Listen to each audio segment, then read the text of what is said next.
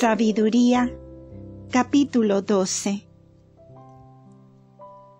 Oh, cuán benigno y suave es, oh Señor, tu espíritu en todas las cosas. De aquí es que a los que andan perdidos, tú los castigas poco a poco, y los amonestas, y les hablas de las faltas que cometen, para que dejada la malicia, crean en ti, oh Señor. Porque tú miraste con horror a los antiguos moradores de tu tierra santa, pues hacían obras detestables a tus ojos, con hechiceras y sacrificios impíos, matando sin piedad a sus propios hijos, y comiendo las entrañas humanas, y bebiendo la sangre en medio de tu sagrada tierra, contra tu santo precepto. A estos tales que eran a un mismo tiempo padres y parricidas, de aquellas criaturas abandonadas, los quisiste hacer perecer por medio de nuestros padres, a fin de que la tierra, de ti, la más amada de todas, recibiese la digna colonia de hijos de Dios. Mas aún a los tales malvados, por ser hombres, les tuviste alguna compasión, y les enviaste avispas a manera de batidores de tu ejército, para que los exterminasen poco a poco. No porque no pudiesen someter a mano armada los impíos a los justos, o exterminarlos de una vez por medio de bestias feroces, o con sola una severa palabra tuya, sino que castigándolos poco a poco dabas lugar a la penitencia, bien que no ignorabas cuán malvada es su casta, y con natural su malicia, y que no se mudarían jamás sus corrompidas ideas. Pues venían ellos de una raza maldita, ya desde el principio, y sin que fuese por temer tú a nadie, les dabas treguas en sus pecados. Porque ¿quién dirá a ti, ¿por qué has hecho eso? ¿O quién se opondrá a tus juicios? ¿O quién se presentará ante ti para defender a hombres malvados? ¿O quién te hará cargos por haber exterminado las naciones que tú criaste? Porque no hay otro Dios sino tú, que de todas las cosas tienes cuidado, para demostrar que no hay injusticia alguna en tus juicios o disposiciones. No hay ni rey ni príncipe que pueda pedirte cuenta de aquellos que tú has hecho perecer. Siendo como eres justo, dispones, oh Señor, todas las cosas justamente, y crees, ajeno de tu poder, el condenar a aquel que no merece ser castigado. Pues tu poder es el principio, oh fuente de la justicia, y por lo mismo que eres el Señor de todas las cosas, eres con todos indulgente. Muestras, empero, tu infinito poder, cuando no te creen soberanamente poderoso, y entonces confundes la audacia de aquellos que no te reconocen. Pero como tú eres el soberano Señor de todo, juzgas sin pasión, y nos gobiernas con moderación suma, teniendo siempre en tu mano el usar del poder cuando quisieres. Por esta tu conducta has enseñado a tu pueblo que el justo debe también ser humano, y has dado a tus hijos buenas esperanzas, viendo que cuando los juzgas por sus pecados, dejas lugar a la penitencia. Pues si a los enemigos de tus siervos, ya reos de muerte, los castigaste con tanto miramiento, dándoles tiempo y comodidad para que se arrepintiesen de su malicia, con cuánto cuidado juzgarás a tus hijos, a cuyos padres hiciste con juramentos y pactos grandes promesas. Así es que cuando a nosotros nos das alguna corrección, a nuestros enemigos los castigas de mil maneras, para que reflexionando consideremos tu bondad y cuando nos haces experimentar tu justicia, esperemos en tu misericordia. Por la misma razón, a esos otros que vivieron como insensatos e injustos, les hiciste sufrir horribles tormentos por medio de aquellas mismas cosas que adoraban.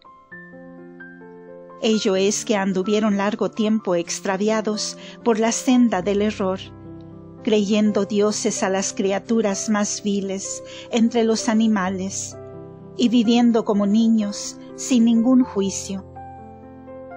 Por lo mismo, les diste tú un castigo a manera de escarnio, como a muchachos sin seso. Mas a los que no se corrigieron con estos escarnios y reprensiones, vinieron a experimentar un castigo digno del poder de Dios. Porque irritados de lo que padecían y viéndose atormentados por las mismas cosas que creían dioses, y que ellas eran su ruina, reconocieron ser el verdadero Dios, aquel a quien en otro tiempo negaban conocer. Pero no dejaron la impiedad, por lo cual descargó al cabo sobre ellos la condenación final.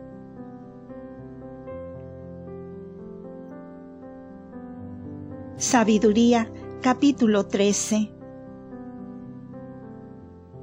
Vanidad y no más son ciertamente todos los hombres en quienes no se halla la ciencia de Dios, y que por los bienes visibles no llegaron a entender al Ser Supremo, ni considerando las obras reconocieron al artífice de ellas, sino que se figuraron ser el fuego, o el viento, o el aire ligero, o las constelaciones de los astros, o la gran mole de las aguas, o el sol y la luna, los dioses gobernadores del mundo.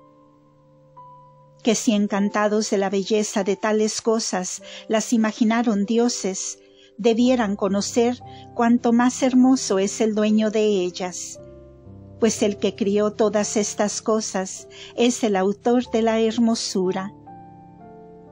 O si se maravillaron de la virtud e influencia de estas criaturas, entender debían por ellas que aquel que las creó las sobrepuja en poder. Pues de la gran grandeza y hermosura de las criaturas se puede a las claras venir en conocimiento de su Criador.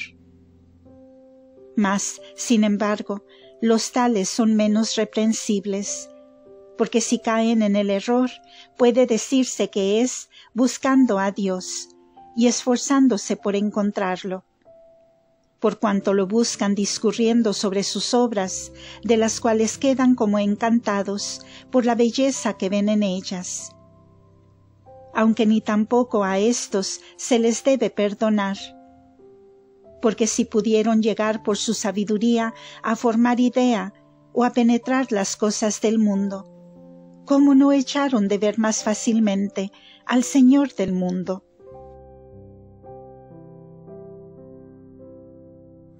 Pero malaventurados son y fundan en cosas muertas sus esperanzas aquellos que llamaron dioses a las obras de la mano de los hombres, al oro y a la plata, labrados con arte, o a las figuras de los animales, o a una piedra inútil, obra de mano antigua. Como cuando un artífice o escultor hábil corta del bosque un árbol derecho, y diestramente le quita toda la corteza, y valiéndose de su arte, fabrica mañosamente un mueble a propósito para el servicio de la vida, y los restos los recoge para cocer la comida.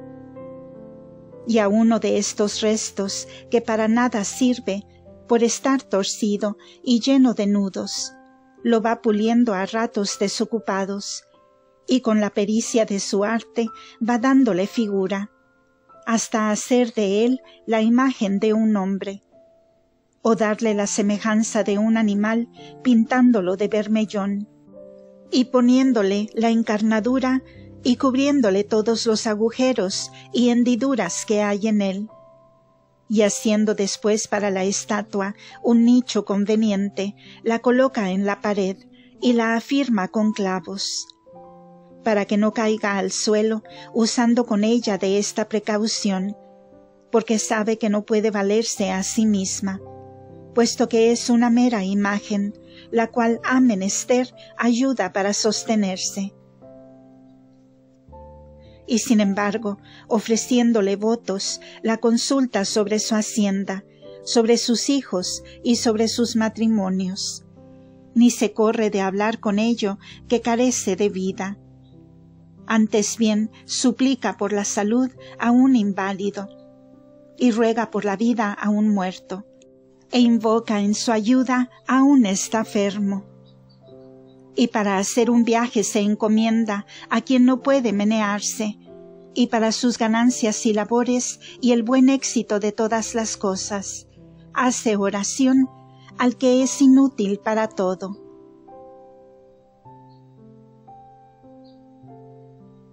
Sabiduría, capítulo 14. Asimismo piensa otro en navegar, y estando para surcar las encrespadas olas, invoca un leño más endeble que aquel en que va. A este leño lo inventó la codicia de ganar, y fabricólo el artífice con su saber. Mas su providencia, oh Padre, lleva el timón, por cuanto aún en medio del mar abriste camino a tu pueblo que huía de Egipto, y le diste paso segurísimo por entre las olas, demostrando que eres todopoderoso para salvar a todo riesgo, aun cuando alguno se meta en el mar sin uso del arte. Pero a fin de que no quedasen inútiles las obras de tu sabiduría. Por eso es que los hombres fían sus vidas a un débil leño, y atravesando el mar sobre un barco llegan a salvamento. De esta suerte también al principio, cuando perecieron en el diluvio los soberbios gigantes, una barca fue el refugio de la esperanza de toda la tierra. Barca que siendo gobernada por tu mano, conservó la semilla de que había de renacer el mundo. Porque bendito es el leño que sirve a la justicia. Pero maldito es el leño de un ídolo hecho de mano, tanto él como su artífice, este porque lo fabricó, y aquel porque no siendo más que una cosa frágil, recibió el nombre de Dios. Puesto que a Dios le son igualmente aborrecibles el impío y su impiedad, por donde así la obra hecha como el hacedor serán castigados. Y por eso no se perdonará a los mismos ídolos de las naciones, por cuanto a las criaturas de Dios se las hizo servir a la abominación, y de tentación para las almas de los hombres, y de lazo para los pies de los insensatos. Pues la invención de los ídolos fue el origen de la idolatría, y su hallazgo la corrupción de la vida, porque ni lo sabía al principio, ni lo sabrá siempre. Sobrevino en el orbe terráqueo la vanidad de los hombres, y con esto se tuvo por muy pronta la muerte de ellos. Hallándose un padre traspasado de acerbo dolor por la prematura y súbita muerte de su hijo, formó de él un retrato, y al que como hombre acababa de morir, comenzó luego a honrarlo como a Dios, y estableció entre sus criados ceremonias y sacrificios para darle culto. Después, con el discurso del tiempo, tomando cuerpo a aquella impía costumbre, el error vino a ser observado como ley, y adorábanse los simulacros por mandato de los tiranos. Y así hacían traer desde lejos los retratos de aquellos a quienes podían los hombres honrar personalmente por estar distantes, y exponían a la vista de todos la imagen del rey a quien querían tributar honores, a fin de reverenciarle con su culto, como si estuviera presente. La extremada habilidad del artífice atrajo también a los ignorantes a este culto, porque deseando complacer al que lo hacía trabajar, empleó todos los esfuerzos del arte para sacar más al vivo la imagen. Con esto, embelesado el vulgo con la belleza de la obra, comenzó a calificar por un dios al que poco antes era honrado como un hombre. Y aquí cómo se precipitó en el error el género humano, pues los hombres, o por satisfacer a un particular afecto suyo, o por congraciarse con los reyes, dieron a las piedras y leños el nombre incomunicable de Dios. Ni se contentaron con errar en el orden al conocimiento de Dios, sino que viviendo sumamente combatidos de su ignorancia, a un sinnúmero de muy grandes males, les dan el nombre de paz o de bienes. Pues ya sacrificando sus propios hijos, ya ofreciendo sacrificios entre tinieblas, o celebrando vigilias llenas de brutales delirios, ni respetan las vidas ni la pureza de los matrimonios, sino que unos a otros se matan por celos, o con sus adulterios se contristan. Por todas partes se ve efusión de sangre, homicidios, hurtos y engaños, corrupción, infidelidad, alborotos, perjurios, vejación de los buenos, olvido de Dios, contaminación de las almas, incertidumbre de los partos, inconstancia de los matrimonios, desórdenes de adulterio y de lascivia, siendo el abominable culto de los ídolos la causa y el principio y fin de todos los males. Porque o hacen locuras en sus fiestas, o a lo menos fingen oráculos falsos, o viven en la injusticia, o perjuran con suma facilidad. Como que confiados en sus ídolos, que son criaturas inanimadas, no temen que por jurar falso les venga ningún daño. Mas por entrambas cosas tendrán su justo castigo, porque entregados a sus ídolos sintieron mal de Dios, y porque juraron injustamente y con dolo, menospreciando la justicia, que no es el poder de aquellos ídolos por quienes juran, sino la divina venganza contra los pecadores, la que persigue siempre la prevaricación de los hombres injustos. Deo gracias.